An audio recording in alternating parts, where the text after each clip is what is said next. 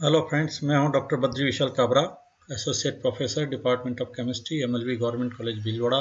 BSc part third organic chemistry का ये third chapter है और इसका लेक्चर 1 हमने कल स्टडी किया था। आज हम लेक्चर 2 की स्टडी कर रहे हैं। आज हम जो स्टडी करेंगे वो विषय है 5 सदस्यीय विषम चक्रीय यौगिकों का रसायन। इस श्रेणी के एक विषम परमाणु वाले प्रमुख यौगिक निम्न हैं। ऐसे यौगिक जो 5 सदस्यीय विषम चक्रीय यौगिक हैं और जिसमें एक हेटेरो एटम है, उनके जो हमारे सिलेबस में है वो है, पहला है फ्यूरेन, दूसरा पायरोल और तीसरा थायोफिन। इसमें क्रमशः ऑक्सीजन, नाइट्रोजन और सल्फर हेटेरो एटम्स हैं।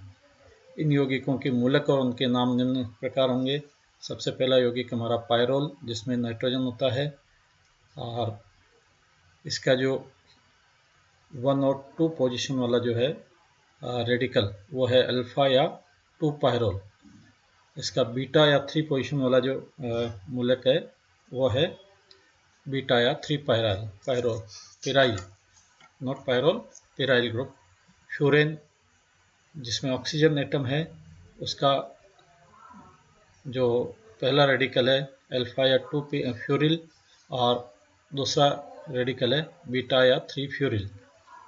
थायोफिन, जिसमें सल्फर एटम है, उसका पहला रेडिकल है अल्फा या 2 थिनाइल और दूसरा रेडिकल है बीटा या 3 थिनाइल। पायरोल की विस्तृत जानकारी हम लें।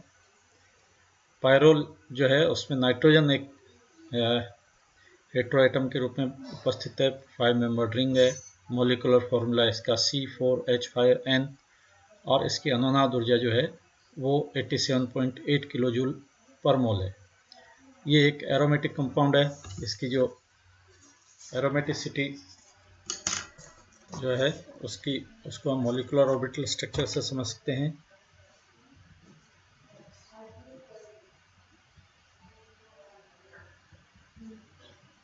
ये हमारा एक पाई बॉन्ड, ये दूसरा पाई बॉन्ड और ये तीसरा एक lone pair of electron.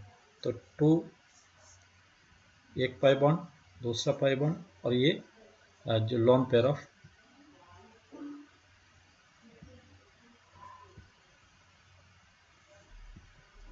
Electron, ये भी पाई ऑर्बिटल का हिस्सा बन जाता है और हमारे पास 2 + 2 + 2 6 पाई इलेक्ट्रॉन हो जाते हैं।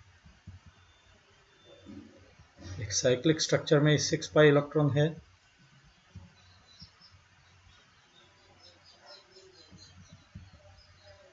जो कि 4n + 2 पाई इलेक्ट्रॉन। इसमें सारे पांचों जो है वो sp2 हाइब्रिड यानी प्लेनर ज्योमेट्री है इसकी।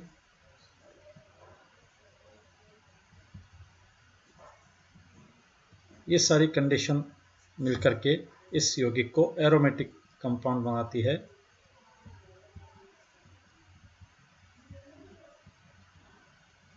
और एरोमेटिक कंपाउंड्स के जो गुण हैं वो पहला है NMR स्पेक्ट्रोस्कोपी में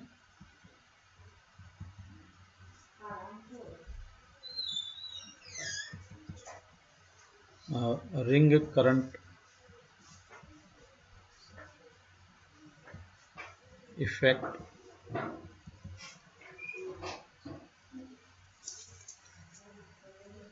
यानी वलय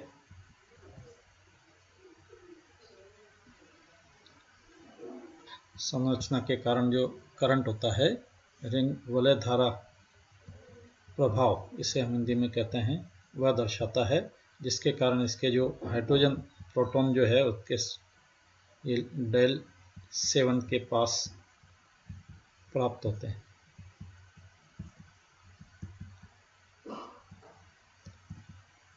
इसका सिग्नल है वो हमें डेल 7 के पास में प्राप्त होगा। इसकी जो है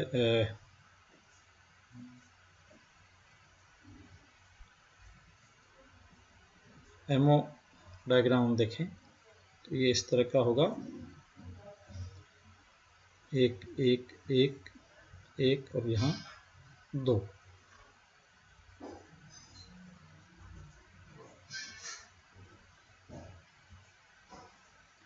ये एक इलेक्ट्रॉन अब ऊपर की तरफ हो जाएगा और एक ये नीचे की तरफ इलेक्ट्रॉन अब हो जाएगा। 6 पाई इलेक्ट्रॉन की जो रिंग है ये इस मॉलिक्यूलर प्लेन के ऊपर और नीचे चक्कर लगाएगी और जो कि रिंग धारा प्रभाव को, वलय धारा प्रभाव को उत्पन्न करेगी और हमें जो कि NMR स्पेक्ट्रम में दिखेगा।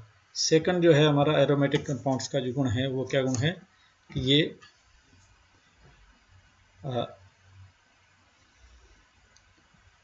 इलेक्ट्रॉन्स ने ही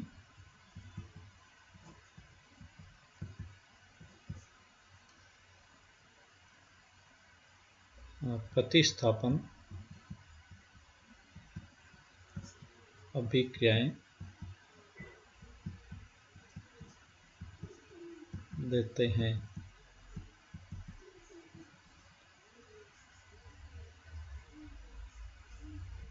एडिशन रिएक्शन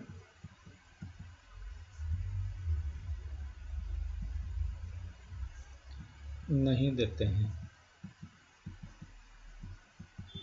देखिए ये हमारा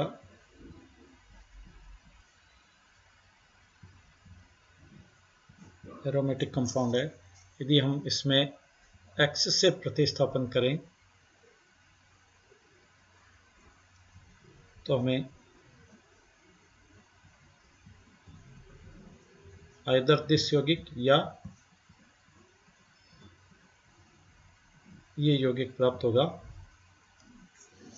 जो कि एक प्रतिस्थापन है, लेकिन इसमें असंतृप्तता में दिख रही है, लेकिन ये योगात्मक अभिक्रिया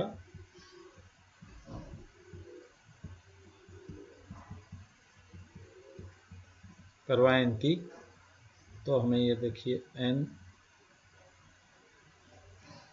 NHX, ये डबल बॉन्ड, ये हाइड्रोजन और यहाँ H और X आ जाता है तो एरोमेटिकता समाप्त हो जाती है और ये एरोमेटिकता समाप्त होने के कारण स्थायित्व कम हो जाता है।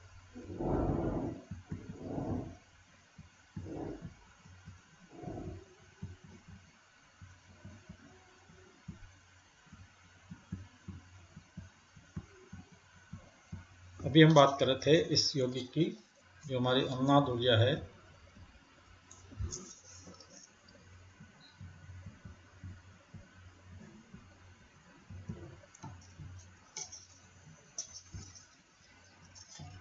(87.8 किलो कैलोरी मोल इनवर्स। ये इतनी ऊर्जा कम हो जाएगी इस मॉलिक्यूल की और इसका स्थायित्व कम हो जाएगा। ये हुई इसकी संरचना की बात और स्टेबिलिटी की बात। अब हम बात करेंगे इसको कहाँ से प्राप्त किया जा सकता है और कैसे विवेचन इसका कर सकते हैं। इसका जो प्रमुख स्रोत है वो है अस्थि तेल।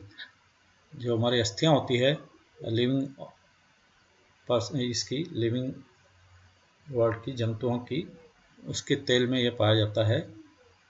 ये एक प्राकृतिक यौगिक है जिनमें पायरोल संरचना होती है। ऐसे यौगिक जिनमें पायरोल संरचना होती है वो है क्लोरोफिल पौधों में पाया जाना, हीम यानी जंतुओं में पाया जाना और बिलिरुबिन जो जंतुओं में पाया जाता है। इसके अलावा विटामिन B12 और एल्केलॉइड्स में भी ये पाया जाता है। इसके विरचन की बात हम करें तो सबसे पहला विरचन यानी इसको कोल तार या अस्थि तेल से प्राप्त किया जा सकता है। इसको हम जांतव तेल भी कह सकते हैं। इन दोनों को जांतव तेल को लेंगे और इसको तनु क्षार से धोएंगे तो अम्लीय अशुद्धियों से रहित जांतव तेल हमें प्राप्त होगा। इसके बाद तनु अम्लसित होने पर क्षारीय अशुद्धियाँ दूर हो जाएगी और हमें जो जंतव तेल मिलेगा वो क्षारीय अशुद्धियों से रहित होगा। इसका प्रभाजी आसवन करेंगे हम तो 373 से 423 केल्विन पर जो प्रभाज मिलेंगे, जो हिस्सा मिलेगा हमें, उसको हम KOH के साथ संगलित करेंगे, उसके साथ गर्म करेंगे तो एक यौगिक प्राप्त होगा जिसको हम पोटेशियो पायरोल कहते हैं। ये एक ठोस यौगिक होगा। इसको छान करके अलग कर दिया और धो लिया इसको। इसके बाद इसका भाप आसवन किया तो हमें शुद्ध पायरोल प्राप्त होगा जिसका बॉइलिंग पॉइंट है 404 केल्विन। अगली प्रिपरेशन है अमोनियम म्यूसेट से। अमोनियम म्यूसेट यौगिक को लेकर के उसको ग्लिसरॉल के साथ गर्म आसवन करेंगे इसका तो 437 केल्विन पर, तो हमें म्यूसिक अम्ल प्राप्त होगा। इस म्यूसिक अम्ल की अभिक्रिया अमोनिया से करवाने पर हमें पायरोल प्राप्त होता है। इस अभिक्रिया की जो अलग अलग स्टेप्स हैं वो इस तरह से हैं। पहली है निर्जलीकरण, दूसरी विकार्बोक्जिलीकरण, तीसरी है चक्रीकरण और चौथी है अमोनिया से अभिक्रिया। ये चक्रीकरण और अमोनिया से अभिक्रिया दोनों एक साथ होती हैं। ये 4 अभिक्रियाएं यहाँ होंगी।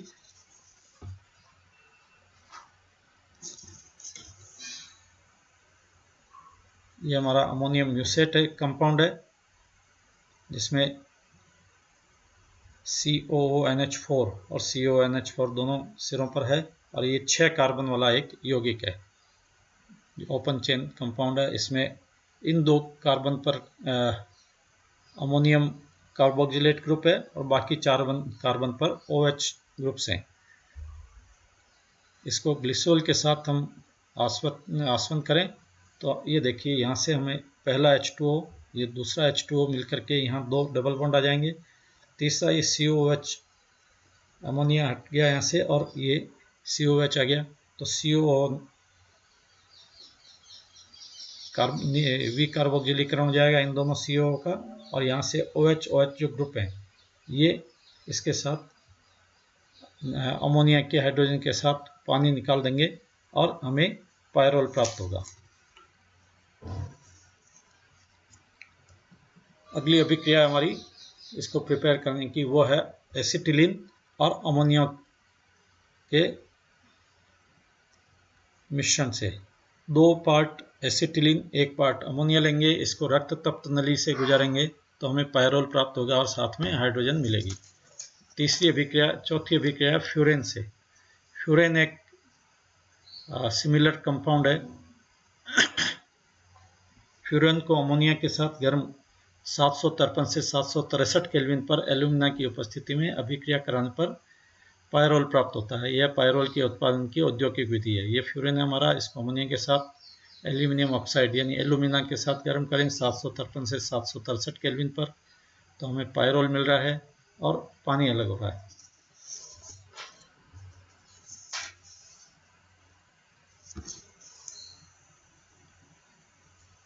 सक्सिनिमाइड से हम पायरोल प्राप्त कर सकते हैं। सक्सिनिमाइड में कीटो इनॉल चलावयता पाई जाती है। इसका जिंक की उपस्थिति में आसवन करने पर पायरोल प्राप्त होता है। ये हमारा सक्सिनिमाइड है, सक्सिनिक एसिड से प्राप्त एमाइड। ये इसके कीटो फॉर्म है और ये इसकी इनॉल फॉर्म है। इनॉल फॉर्म में हम देख रहे हैं कि ये दोनों डबल बॉन्ड है तो हमारे पास ये जो OH हैं इनको हम अलग कर दें तो हमें पायरोल मिल जाएगा। इसको जिंक के साथ आसवन करें तो 2 जिंक ऑक्साइड के मॉलिक्यूल अलग हो जाते हैं और हमें पायरोल मिलता है। 1,4 डाइकीटोन से पायरोल को प्राप्त किया जाता है। उसको इस अभिक्रिया को हम पॉल-नॉर संश्लेषण कहते हैं। 1,4 डाइकीटोन्स का अमोनिया अथवा प्राथमिक अमीन के साथ संलग्न कराने पर पायरोल अथवा पायरोल व्युत्पन्न प्राप्त किए जा सकते हैं। ये हमारा 1, 2, 3, 4 दोनों 1 और 4 कार्बन पर 2 कीटो ग्रुप है तो ये हो गया 1,4 डाइकीटोन। इसको अमोनिया का व्युत्पन्न के साथ यह है एल्किल अमोनिया, ठीक है। इसके साथ गर्म करेंगे तो ये हाइड्रोजन और ऑक्सीजन यहाँ ये हो जाएगा और OH ग्रुप्स आ जाएंगे। ये देखिए आप यहाँ HH इधर ट्रांसफर हो गया और NR ये NRH यहाँ जुड़ गया। अगली स्टेप में इसको भी हम सेकंड कार्बन, फोर्थ कार्बन से जोड़ करके ये कर सकते हैं और यहाँ हमें हाइड्रोक्सी व्युत्पन्न मिल रहे हैं। इसका जो है निर्जलीकरण होने पर हमें ये पायरोल के व्युत्पन्न मिल रहे हैं। 1 2 3 एल्किल समूह यहाँ लगे हुए हैं।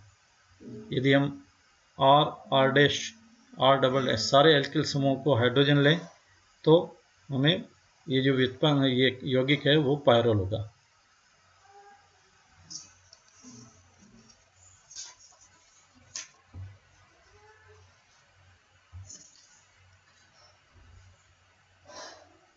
अगली जो प्रिपरेशन है इसकी वो है अल्फा अमीनो कीटोन या alpha amino beta keto ester की बीटा डाई कीटोन या बीटा कीटो एस्टर के साथ अभिक्रिया से।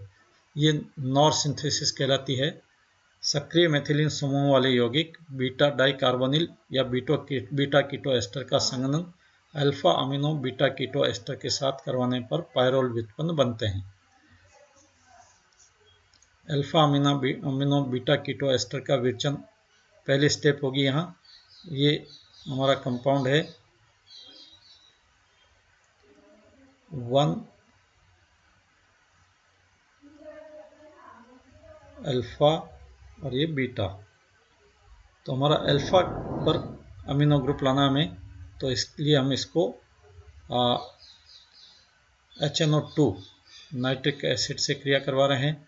निर्जलीकरण हो रहा है और हमें ये यौगिक मिल रहा है, इसमें नाइट्रोजन इंट्रोड्यूस हो गया है। इसकी अभिक्रिया हम जिंक से करवाएं, यानी इसका अपचयन करवाएं, तो हमें ये जो NOH ग्रुप है, हाइड्रोक्सी ग्रुप, ये NH2 अमोनिया एमिनो ग्रुप में चेंज हो जाता है। यानी हमें 1 alpha amino beta keto ester प्राप्त हो गया है। इस alpha amino beta keto ester के दो molecule alpha amino beta keto ester की वापस इस जो पहला यौगिक था हमारा उसके साथ अभिक्रिया करवाएं, जो कि हमारा क्या है, बीटा कीटो एस्टर है। ये दोनों कीटो फॉर्म है। इन दोनों की इनोल फॉर्म इस तरह से लिख सकते हैं। अब हमें इसका निर्जलीकरण करवाना है। ये निर्जलीकरण के पश्चात ये यौगिक हमें प्राप्त हुआ, जिसमें देखिए यहाँ एल्किल समूह है, यहाँ हमारा COET समूह आ गया, एस्टर समूह आ गया। वापस इस कार्बन पर एस्टर समूह है और इस कार्बन पर एल्किल समूह, यानी 2 और 4 कार्बन पर एल्किल समूह और 3 और 5 पर एस्टर समूह। तो इनको हम डीकार्बोक्सिलीकरण से हटा सकते हैं। 2,4 कार्बोइथॉक्सी 3,5 डाईमेथिल पायरोल हमें प्राप्त होता है। बीटा कीटो एस्टर के स्थान पर डाई कीटोन लेंगे हमें, तो उत्पाद हमें मिलेगा 4 एसिटिल 2 एथॉक्सी 3,5 डाईमेथिल पायरोल। अगली जो सिंथेसिस है वो है हेंश सिंथेसिस। बीटा कीटो एस्टर तथा अल्फा क्लोरो कीटोन का अमोनिया अथवा प्राथमिक अमीन के साथ संघनन करने पर पायरोल व्युत्पन्न प्राप्त होते हैं।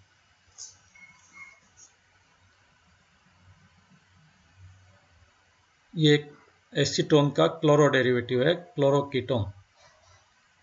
क्लोरो एसीटोन कह सकते हैं इसको, क्योंकि इसमें 1 2 3 कार्बन है और एक हाइड्रोजन हटा के क्लोरीन लगाया गया है। इसकी अभिक्रिया करवाएं बीटा कीटो एस्टर के साथ। दोनों कीटो